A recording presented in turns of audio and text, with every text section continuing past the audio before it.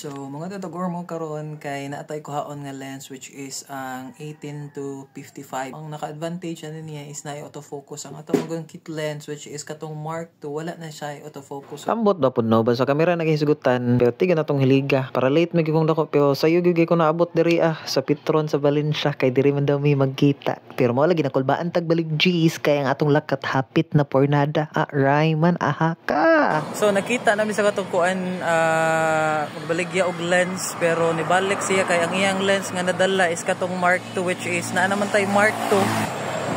So to pa siya ngadto sa kuan nibalik pa siya sa ilaha. Chill ra ta diring dapita pero ang pagkatinuod gikulbaan ata kay base hindi na mo balik si tropa pero nibalik man siya nagdapod sa kamera iya daw ibaligya sa atoa. So mo ni ang Nikon nga D7000 baligya ni 35mm. Ano ikaw ba sa oh, na po na siya kit lens, battery grip. Pilay ko, ano ni, 9K? Bisan barato ra, wala gagapon na ito napalit yung kamera kay kanan user man ta niya. Usa pa, wala po tayo kwarta. So nagpa-cash in sa tadiri, cash out di ay kang atin. Ato ibayad sa atong ipalit nga lens. Kauman na to cash out, ato nang gi-check ang lens, o niya ato na dayong gibayran kay basin mausab pa ang hunahuna sa atong tropa niya. Mo to na po siya baligya daw sa tuwa kining drone nga akong gipakita sa inyo ha.